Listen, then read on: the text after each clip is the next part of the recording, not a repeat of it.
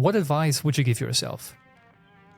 One is you've got to do a better job networking. The other one is be more disciplined about being curious.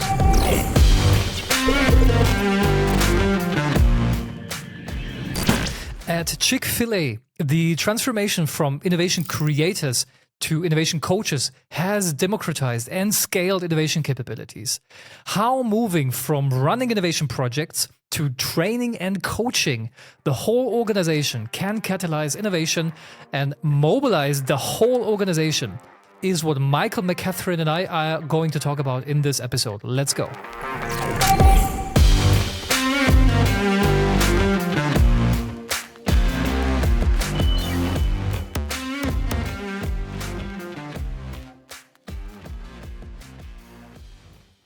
Michael, you began working in the restaurant business at 15 years old, riding your bike back and forth to K-Bob's Steakhouse in Texas. And today you lead enterprise innovation in the Innovation and New Ventures Group as senior principal for enterprise innovation at Chick-fil-A. You're also a best-selling author of a book called 6 P's of Essential Innovation, which we're going to talk about. And you're an adjunct professor. Tell me about your story. Yeah, that's a good setup. Thanks for being here. Thanks for giving me some airtime here on your podcast. I grew up in West Texas, and yeah, you're right. Got a job early on in a restaurant, and as I went into high school, summer and holidays, would try to work in a restaurant there. I went into college thinking I'll never have to work in a restaurant again because I just, it was hectic, it was demanding, it was fun, but at the same time, it was a lot. So I thought, well, I don't want to do that again. Sure enough, the best job I could find was in a restaurant, and I loved it. And it sort of just became in my blood over the college career that I had. Graduated college. Applied many advertising agencies with my marketing degree. In the meantime, trying to land the job, I went back to managing a restaurant. And in this case, this restaurant was a fledgling franchise operation in Dallas, Texas. And I eventually moved my way into the marketing department, which was new, grew sort of my marketing chops there, made a lot of mistakes, and then just kind of went to other areas of the restaurant operations. I went to restaurant finance and strategic planning, did a little bit of supply chain management and procurement, IT management, and all through these, within the restaurant industry. And then in 2003, joined Chick-fil-A in their marketing department, and then had the opportunity to start a new group doing new work at Chick-fil-A, and we called it interactive digital marketing. So we stood up all the social media, all the online presence, all the mobile presence, and so forth. And after that kind of grew, I had some amazing leaders that work could go to, and that freed me up to look, somewhere else internally. And the innovation position was open, and I was using our innovation process. It's a 5-step process that was developed around 2010. I was using that in my marketing. So at one point I was in charge of growing breakfast, and instead of doing the typical marketing brief that's 15 pages long or whatever, I decided to approach it with the innovation process of understand and imagine and then prototype. And it was a 3-page proposal, and it was accepted. And I thought, man, this is the idea of innovation. That approach of human-centered design has worked everywhere I've tried to plug it in, even personally in my personal life. So I just became more and more committed to it, and that's why I wanted to get a master's of innovation. That's what led to eventually writing the book.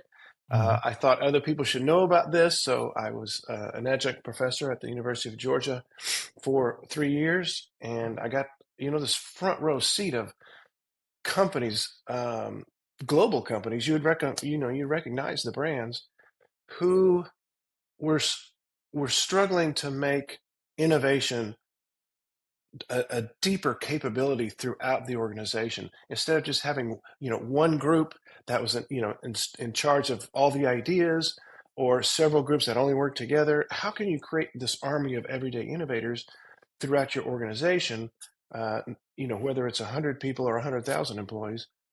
And it was the insights and the experiences I was hearing from these people. Some did innovation really well. For example, I asked, one of the assignments was, hey, present your company's innovation process. How is it defined, and how do you use it every day? Seems like a pretty easy assignment. And turns out it was a professional MBA course. So these guys and girls had a career, and they've skinned their knees on some projects. I mean, they had some experience. I didn't know where to find it. I had to ask so many people. I had to go online through the internet, and in the bowels of the files, I finally found this thing called innovation process. I'd never seen it before, and I've been working there for years, or whatever the story was. And it was one story like that after another, after another. And it was just, I thought, man, what a waste. These companies are investing so much money and effort and resources into innovation, and yet they have thousands of people who could be amazing creative problem solvers who are not leveraging it. 2003. So that means, Michael, you're in your, what is it, 21st year? Is that correct? Yeah, it is. Wow. I mean, what made you stay with the company for so long? I feel this is getting more and more, rare these days. It is. It is. Well, it's all about growth. And as long as you're with a growing company, you get to try new things. You get to take new ground because we're doing new things that we've never done before. And the food industry, especially fast food, that's not the first industry you think of when you think, oh, innovation. Yeah, fast food. That's all about optimizing the production and the throughput and the transaction, get them in and get them out kind of thing. And Chick-fil-A is yes, that's true of Chick-fil-A, but we invest so much more in the relationship forming piece with our operators. That's what we call our franchisees. And how they invest in their team members to give them a positive influence or a positive experience through their positive influence. And that spills over to the customers. If they enjoy their work, then customers see that and they feel that and they want to come back. And it's kind of been our secret sauce. So it's been a more expansive take on what it is like to create a restaurant experience through a fast food concept like Chick-fil-A. And that has opened more and more doors, again, because of growth, to try new things. And so innovation has always had this fuel behind it at Chick-fil-A. So that's why I stayed. Specifically in Europe, where McDonald's is very strong in, coverage, and also in Germany. I agree. I mean, the fast food industry might not be the number one that comes to your mind if you think about innovation. But for example, McDonald's, I think they actually did a very good job in, transforming the experience on site in the restaurant over time. With, some of the things, they made it just easier for you to collect, your food. They made it easier to order with the self, ordering terminals they have. So it's, small adjustments over time, but as a sum, they kind of compound and actually make the experience, worthwhile if I compare it, back 15 years, 20 years ago, how it was back then. So I think there is a lot of room to do this, but also in many different areas for sure. Yeah, well, I think that transformation, the word you use there is key, because in our industry, as in most industries, the demand of the consumer and their preference pulls us in this direction or that direction, so that we can adapt to the changing needs of the consumer. And convenience has been one of those transformational areas that continues to influence a lot of the strategic imperatives that we have, and our competition has as well. So at Chick-fil-A, your team transitioned from being at the front line of innovation projects to leading a team that acts more like, I guess you said, in-house consultants. And that is very interesting. So, you had the process, and then you had a journey within Chick-fil-A. And talking about transformation, I think that is also a really interesting transformation for an innovation team to not, only execute and do the projects and implement them, but also to turn into this internal in-house consultancy. How did this transformation come about? What inspired it? Oh, great question. When I took on this role, it's been about 7 years. The first thing I did was I wanted to understand what the perspective was of the organization with regard to innovation. So I spent 12 months of a lot of one-on-one conversations. I mean, dozens and dozens of conversations. And I would ask them just a few questions. One is, what do you believe about innovation? And everybody I talked to gave me a Mhm. different answer. Mhm. What do you believe about our innovation process? Well, some of them could tell me all 5 steps, and some of them couldn't, and some of them had a perspective, and some of them didn't really. And then the third question is, how does innovation show up in your day-to-day Mhm. work? And I had a handful of power users that they knew all those answers. They had a perspective and they were using the process. But most 95% of everybody I talked to didn't have any answers for that stuff. And I'm like, oh my gosh. At that point, that was probably 2017 ish. From 2010, we've had a process in place. We've done a lot of educating the organization on this process. And yet Mhm. here we are 7 years into that back in 2017.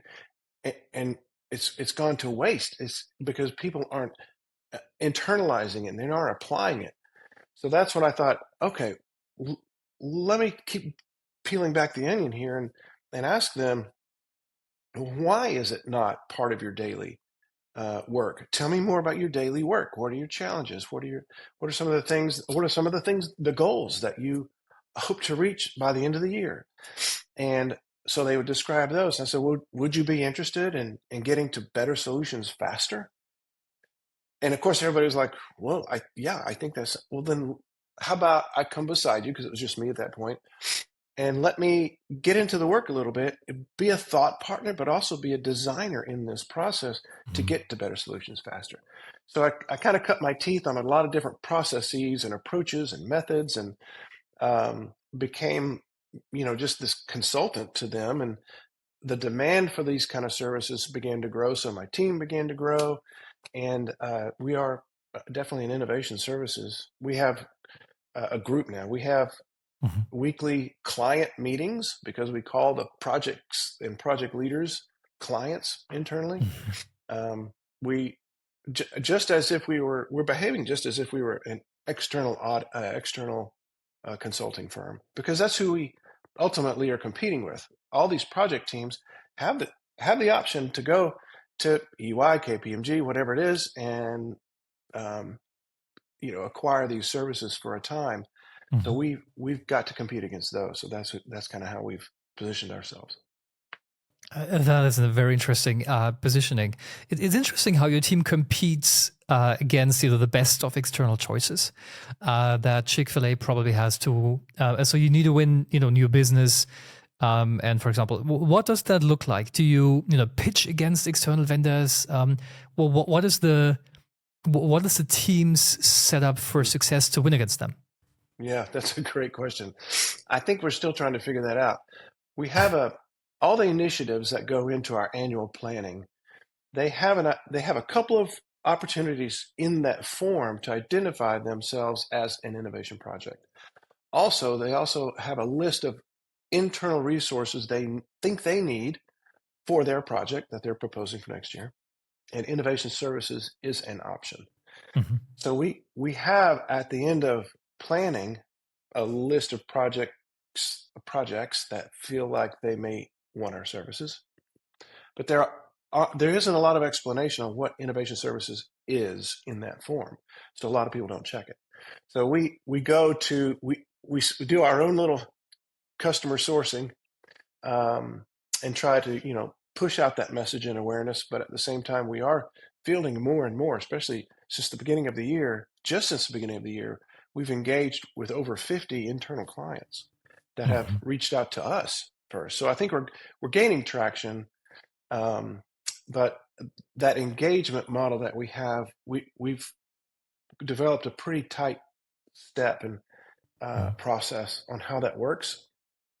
My team came up with a form where you can in on our intranet site click on schedule uh, an appointment with an innovation consultant, Mhm. and it's easy to reach out to us. We've got forms where they can identify their challenge, to help us understand where they're coming from faster. So we're trying to eliminate that friction that they would normally have with an external vendor. We already know the language, we know the hierarchy, we know the environment, we know the culture. We can get them up and running much, much faster. And there's a consultant, particularly, she's our lead consultant. She's been around for over 10 years and really has a knack for connecting the dots in the organization that this particular project leader may not understand.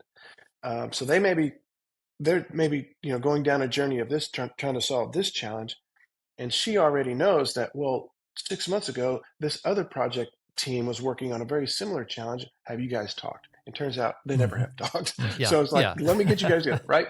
So we sort of eliminate the friction. We get them to better solutions faster, hopefully, than the external vendor might. Yeah, yeah. So this is probably why they would choose you, the innovation services team, against, over competitors, especially external competitors. But that's one thing, there is, I'm not sure if I'm allowed to say this, but I just do it anyways. There is this, you never get fired for hiring McKinsey, and you never get fired for hiring, Accenture, and what is there?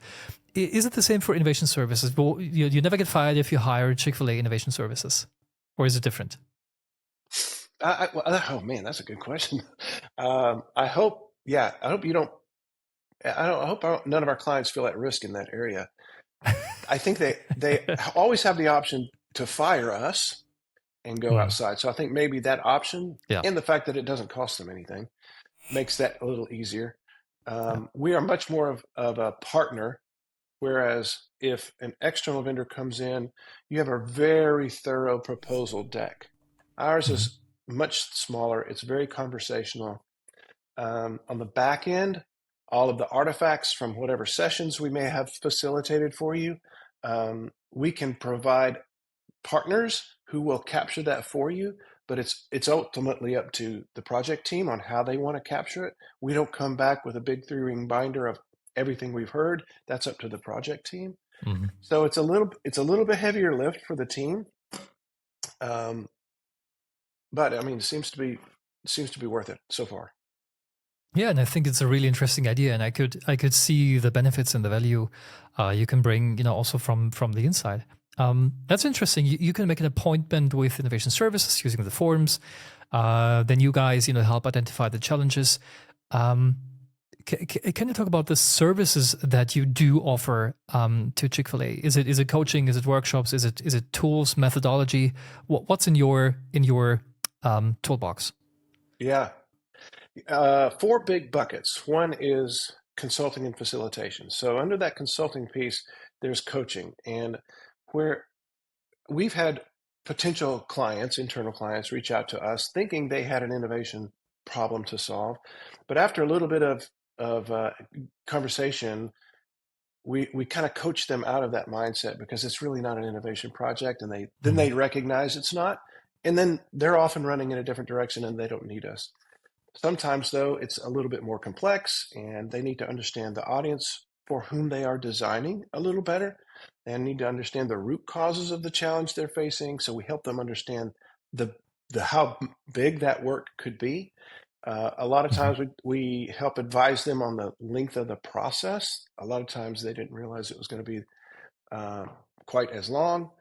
And then the people around their table, just because you've got a project team of cross-functional people who can implement things really well, doesn't mean that project team needs to be involved in Imagine, for example, or solutioning, because they may not have the mindset to do creative problem solving quickly. So we kind of coach them around that stuff. And then if they decide to, like, okay, we thanks for the training wheels, we're going on our own, we're available to coaching. They can call us anytime saying, hey, we're running into this little issue, or we had a curveball thrown at us. What do you think about that? And coach them on that. Facilitation is also a piece of that. So many times our questions will lead to, well, can you guys do that for us? And we're like, yes, we can do that for you. So we'll design sessions around our understand or discovery, sessions around brainstorming or imagining, sessions around how to prototype things quickly. We have in our innovation center called Hatch, about 30,000 square feet, and we have an on-site group of designers and fabricators who can create, scale prototypes that we can help you run simulations through, whether it be with operators or with team members or with customers or all the above. We could help you do that quickly. Once it gets to the back end of innovation, really close to launch, we tend to disengage more and more, and the activities of the mothership kind of come in and take it from there, which is great. So that's one bucket. The other bucket is learning and development. This is a big piece because we've hired so many new people. We continue to grow the organization. Business is always, more and more complex, it seems like every year. So what is that innovation mindset? What are the postures? What are the methods? How does it apply in what particular functional area you might be in is really important. So that's always something that we are working on. The other bucket is community and culture. And this one is a bit more broad, because one of our core values is we pursue what's next. So that kind of gives us not only a license, but the obligation to protect and grow, steward the spirit of innovation inside Chick-fil-A at the core, at its culture. Part of that involves, well, how am I supposed to be an innovator when I don't do innovation work? Great thought, but there's ways to do that. How can I get together with other people who are thinking the same way about innovation? We have communities for you.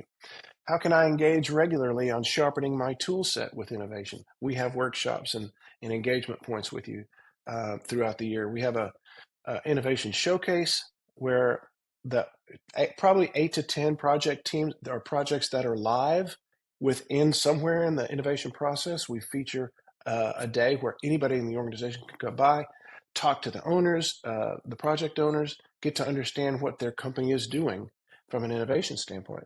We have a celebration called Drive at the end of the year where we celebrate innovation projects that have launched.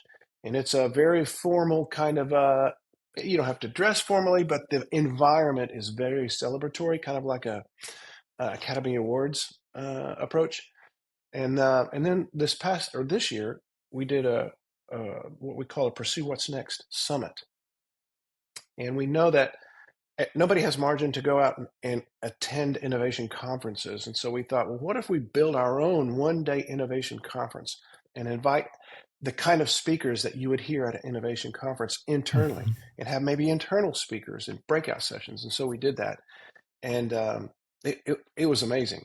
I didn't expect the reaction or the attendance or the after effect momentum. So this will be the first of more to come for sure. So that's the kind of thing that we offer. Well, that's fantastic. Now, if you think about a typical innovation team, that runs the project or execute it, you kind of need a very specific skill set. I imagine for innovation services now it's different. You talk about events, sure, you get internal, maybe internal marketing and event support, but I could think that roles for your innovation services are different. What are the roles that you have in the innovation services team? Consultants for sure. Is there anything else? And what kind of skills and maybe even mindsets are needed if you want to be part of the innovation services team? Yeah, that's good. Well, you've got to have consulting and facilitation is core, right? So that's what we do. That's where we find ourselves to be most impactful. So there's a team of 4, and we all have past consulting and facilitation skills. We also continue to be trained on facilitation. Last year, the whole team got trained on facilitation just to kind of sharpen our edges and making sure we're at the forefront of all the best practices on facilitating.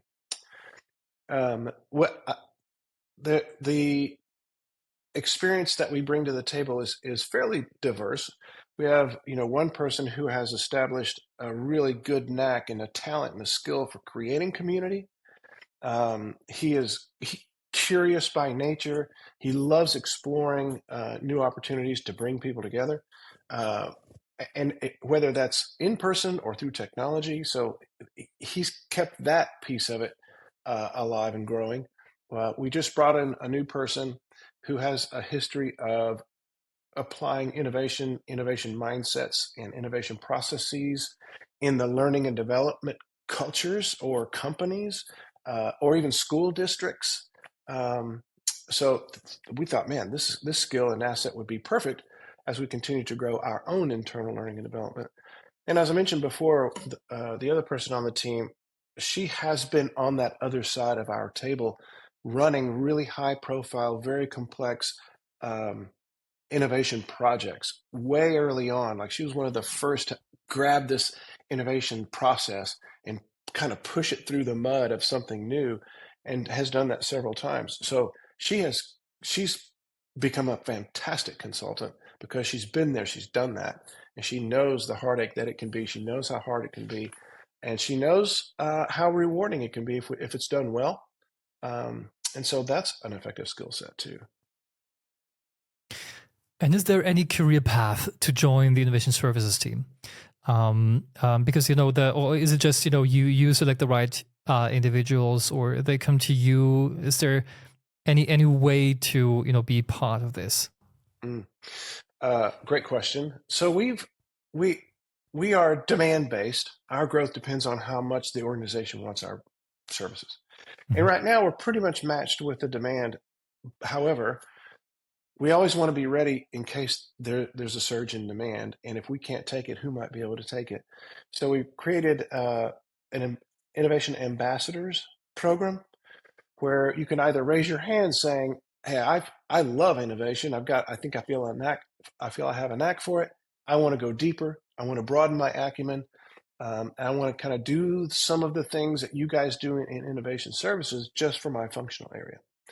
So we've created that pool of people who are the power users, who understand a little bit about consulting. They understand a little bit about facilitation. They understand a little bit about ideation and how to facilitate those kind of sessions, so that they can take on some of the work if it begins to outpace our capacity of the team. Yeah, understood. Now, it's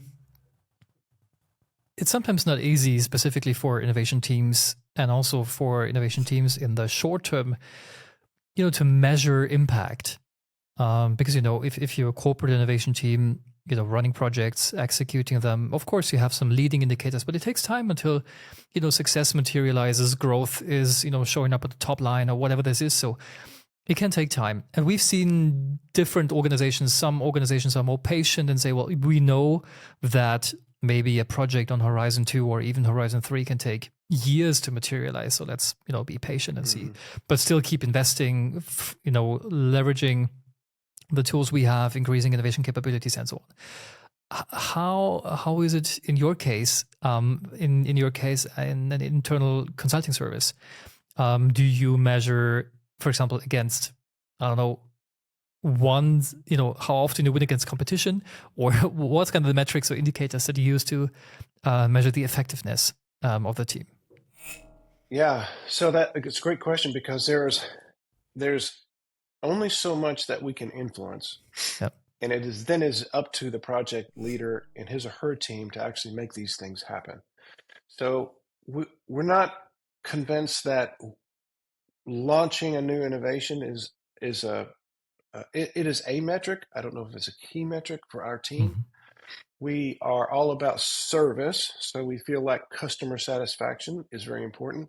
So after every engagement, after every session, we send out a survey, customer service survey, where they can rank us and rate us on the things that we did well and things we didn't do well. So we're trying to achieve, the top two boxes of agree or strongly agree that whatever we're asking them, what they were in favor of, as well as the verbatims sometimes point to some things, blind spots that we didn't know that we can improve on next time. We're also looking at an innovation maturity score, and we're exploring a partner who can help us, potentially understand as an organization, because we will have surveyed the organization and ask them specific questions about innovation and the process and application and value right where they are. And as a on the back end, that analysis will help us understand on the metrics or the components of that survey, what items are we more mature in in the perspective of the organization, and which items do we have gaps in that we need to fill, and that could help point our activity and our focus for the coming year as well. But customer satisfaction, I would say, is our biggest driver. That's very interesting. So something like a services net promoter score, something similar to it. Yeah, that's exactly right. You're exactly right. That's very interesting. Let's open your toolbox for just a couple of minutes. What's in the toolbox? So you already outlined the 4 buckets. So that's great. Is there any technology you're applying, to the team's collaboration tools? Is it, I don't know, is it virtual tools? Is it, merging virtual tools with the real world in workshop settings? So what's in the toolbox of the team, specifically technology that are using others to helping others to innovate? Yeah, that's good. We have a couple. One is more of a resource from Luma, Luma. You're familiar with that? They provide a lot of tools for developing and thinking through designing collaboration sessions, how to even conduct meetings at our understand or imagine stages, and the outcome of those sessions. But as more of a collaboration tool, we use Miro as an organization.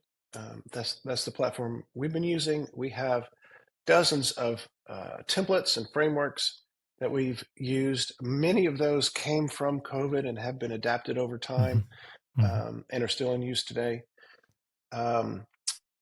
We have a bit of a challenge applying innovation or technology in for example, AI. We are still dabbling in what that GenAI specifically, how that might help us design sessions, create provocative thought starters, things like that. So that right now we're just picking and choosing tiny little potential tools that we might want to use, but nothing too broad. And then again, the assessment survey may be something from a technology standpoint that we might use. We also are looking at, from a prototyping standpoint, right now, much of our prototyping is in foam core and plywood and those hard materials. But we've been exploring a studio that would allow more of an immersive 3D video, augmented reality type of experience for the people that we want to run through simulations, so that we don't have to build the inside of a restaurant necessarily, but we can have a studio that can have a projection floor, walls, and a ceiling that makes it feel like I'm in one without having to build one. But I think that's a few years off for us. Yeah, it probably is. And I guess the Gen AI discussion is front and center for most. Just last week, I had an interesting conversation about the use and the value of Gen AI in, corporate innovation specifically. And she said that, since Gen AI, at least in her organization, has become a quote unquote political imperative, it is kind of interesting, to understand, where it could help. So for Gen AI specifically, there is some use cases we see exploring. Actually, one of the interesting things we've seen lately is that you want a model that has been contextualized to the problem. You want it to hallucinate. So try to push it actually for hallucination to get maybe to inspiration, or, some ideas that might turn out to be a little bit crazy, still maybe technologically feasible, and then inspire teams in the creative process with, hey, did you think about this option or this perspective or this lens? It's a very simple one. But there is even some of the shortcomings, you might say, of these models that actually can turn out to be an advantage in certain cases. But yeah, I think everybody's looking and still searching for the top 5 use cases that probably to be very useful in this context for sure. Yeah, we're there. We're one of them for sure. Now you also teach innovation, being an adjunct professor. I guess at the University of Georgia, the Terry College of Business. I guess you're teaching around innovation management. And I find this interesting. What have you learned from teaching others about innovation? So yeah, I did that for 3 years. So I'm no longer doing it, but yeah, Mm. that experience was, man, it was so rich for me because I wanted it to be something that they could apply that in their functional role right where they were to help illustrate to their people leaders and their executive leaders who are above them that they are now equipped to approach challenges a little bit differently than their colleagues, that it Hmm. sets them Hmm. apart because they know the skills, they have the ability to think through challenges differently than just the typical, hey, we see this challenge, we're going to get this done, let's run through it no matter how difficult it is.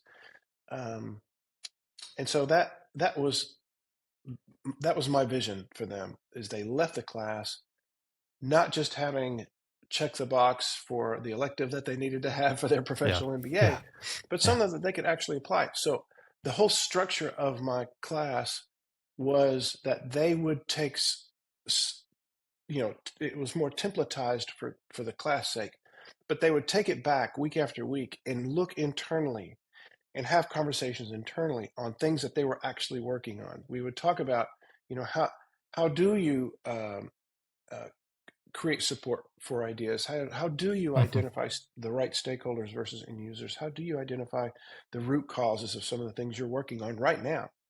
And how do you know you get to the right solution? Let's talk about that. And how do you know you're leading with an innovation mindset? So we talked about, you don't have to have a big team to lead with an innovation mindset. So tell me, all of them were leaders in some capacity. Tell me about your leadership culture.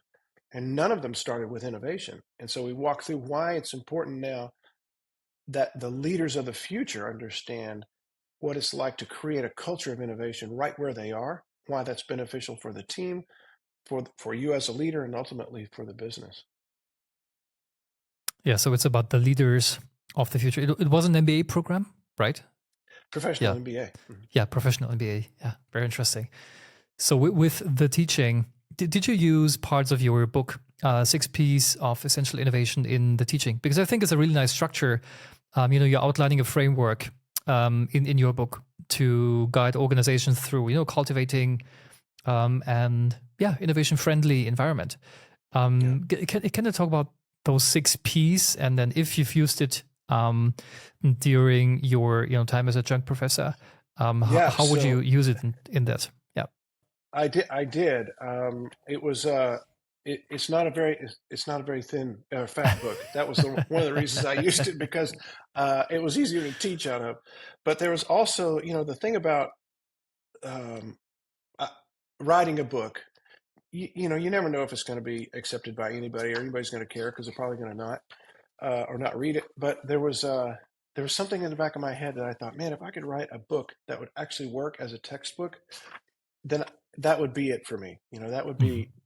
That would be a thing. So that's what I did, and I did. I tried it, and it worked really well.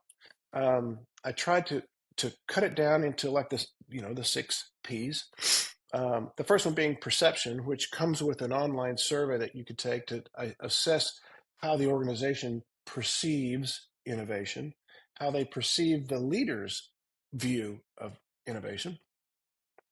The second one is people, and that's where we describe, creating this culture right where they are of an innovation, a strong functional area culture of innovation by leading the people through an innovation mindset and maturing as a leader.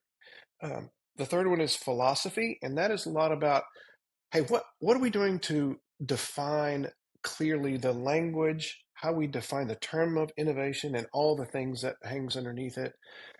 What is going to be our process? What's going to be the decision making process within each of the stages, and so on. And then we get to the fourth P, which is process. And in the book, I have the typical 4D. I've altered it a little bit to include thinking styles in each one of those Mhm. steps. And then what is that mental approach that we need to have in our minds before we dive into each one of those stages? What is that approach like? And then the fifth one is place. Why is having a place reserved for innovation important? And then the last P is permanence. And that's how, hey, once I stand this thing up, I don't want to put all this work into something like this as an organization and Mhm. then succumb to that gravitational pull of forgetfulness, and it not continue to pay dividends because we didn't pay attention to it. Continue to nurture and grow it. Well, how do I do that? How do I hold people accountable? Can we have those performance conversations every year about how your team perceived you as an innovation leader, and how was I in applying innovation? Those can be conversations of actually, your professional performance reviews. I also included two other chapters. One is called Questioning Authority, and that's on how to become an authority on asking great questions, because that's where I felt like the first line breaks down. If you questions are like the currency of innovation economy, and Mhm. if you don't have the ability to ask great questions, you won't be a good innovator. So I really wanted to give that some attention. And then the last one was more about finding future growth. How Mhm. can we look into the future through the lenses and maybe a process or mindset of innovation to find alternative growth strategies? What is the last P about permanence? Yeah, that's that part about how do I sustain what I've created. And one of the Mhm. ways you do that is you can hold people accountable, um, as they apply innovation in a process, in their own functional area, and make that a conversation of annual Mhm. performance if you wanted to take it that far. And I provide well, what do those conversations look like? What are those questions that I need to have on my annual performance review assessment that would help me understand my team's ability, or me as a leader, my ability, uh, as I continue to grow to become this leader with an innovation mindset. Yeah, yeah, yeah. So make sure it's set up sustainable in a sustainable way. And with sustainable, I don't necessarily mean environmentally friendly, but of Right. course, that thing that lasts and is permanent. Okay. Yeah, Yeah. that was the afterthought of more of the Mhm. companies that I had chance to get to know through teaching and my master's program. Is that Mhm. was the afterthought. We stood this thing up, and maybe it was under uh, an executive who was innovative, so they created this innovation. But a lot of times when that executive moved off, then the innovation went with them, and Mm. the Yeah. innovations began to decline. So how do you do that? Well, one of the ways is these touch points or knowledge drops that I mentioned before, or celebrations that we do Mhm. annually. All that is part of that P in permanence. That's very interesting. Michael, if you could go back in time to when you first started leading the innovation services group, when you first started to, with your professorship, and when you started writing the book, what advice would you give yourself? Oh man, um, I I th- I think I probably would have said two things. One is you've got to do a better job networking. Mhm. Um, I think once I began to feel the weight of all that work, I became more and more inwardly focused, just trying to manage my time. I didn't have a lot of white space. And then once I published the book, and then after I began to have, this realization, it's like, oh my gosh, there's so many great people out in the world doing really great work.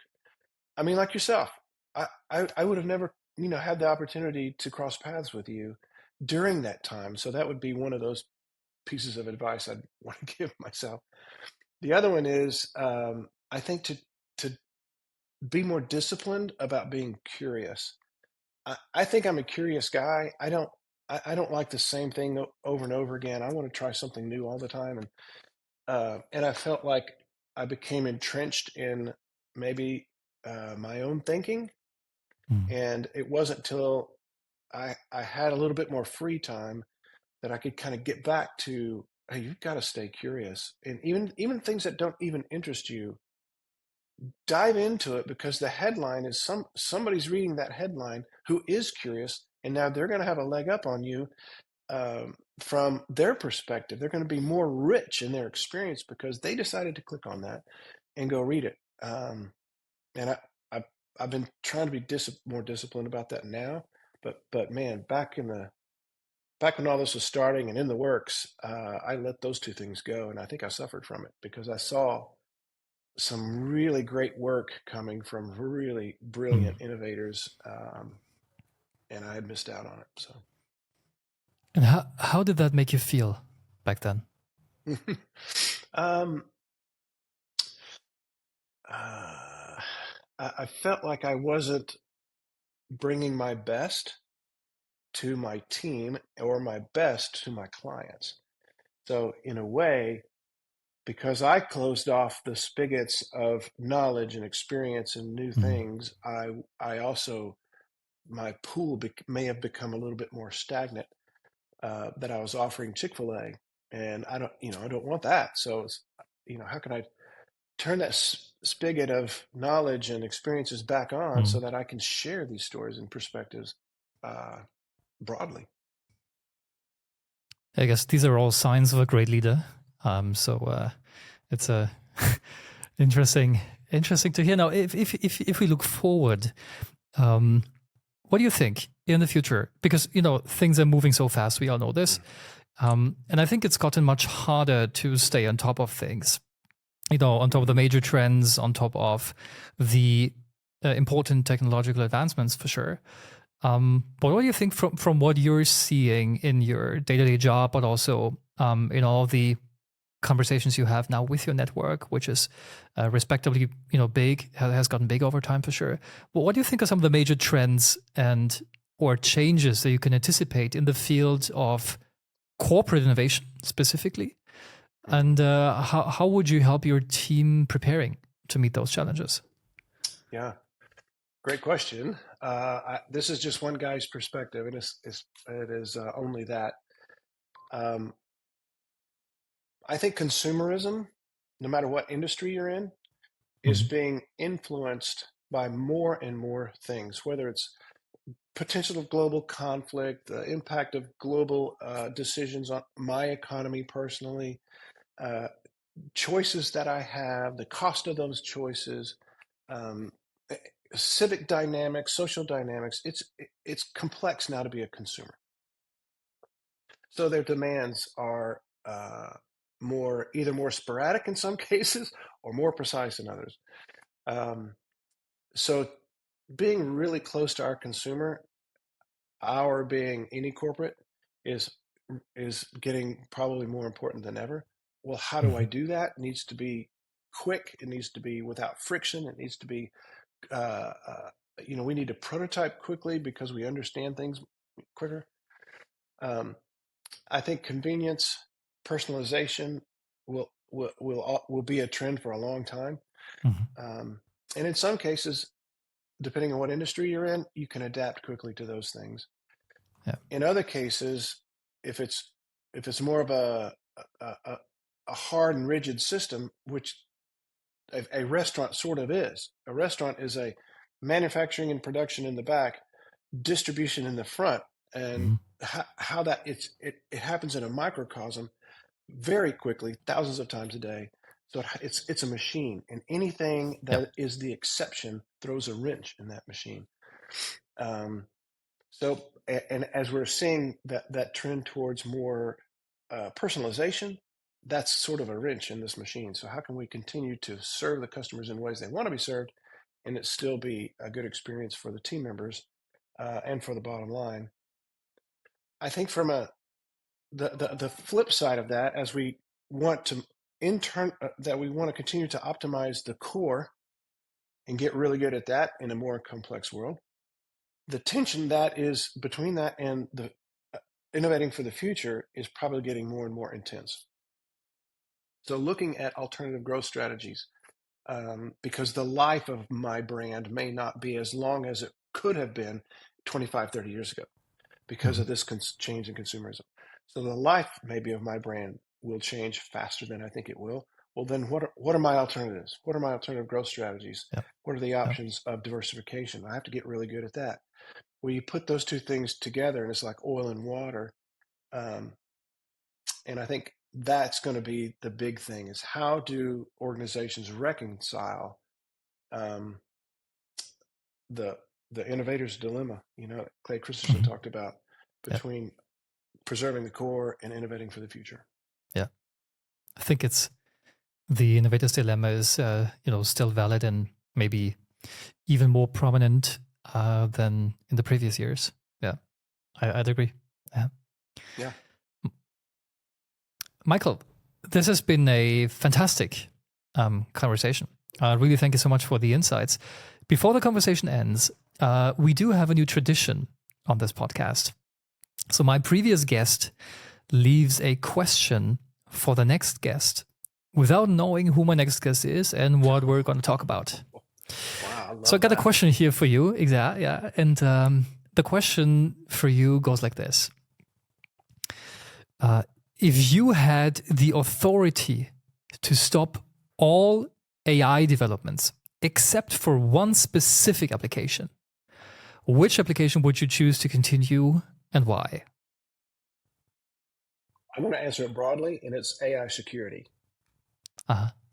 In other words, the potential exists currently in our AI world for one bad actor it would take a lot of work, a lot of time, but to create a global event, tragedy, one country bombs another, all complete with synthetic media that doesn't take place in the newspaper, everything surrounding media that would be just lifelike to create absolute chaos. And it would take governments some time to unravel all that. Well, what's happening to society in the meantime would be absolutely chaotic. So I think security would be the top one for me. Like a deepfake terrorist attack, for example? Exactly. Yeah. That is huge theatrical output and experience. Consumers wouldn't know the difference. They wouldn't. I agree. Given the rate, you've probably seen the latest developments on OpenAI on their video generation tool, and that's just the early days. So exactly, man. Yeah. Exactly. Wow. Yeah. Now that's it, Michael, for this episode. Thank you so much again for being my guest, being on this episode. It was a pleasure to listen to you. It was an honor for me. Thank you. And to our listeners, if you have not subscribed to this podcast yet, please go ahead and do so. It's a small thing and it will help us continue to make the show better and better. My promise to you is that we'll continue to do our best to deliver exceptional value at no cost. So if you're not already a subscriber, please go subscribe now. Thanks for listening. Take care and bye-bye.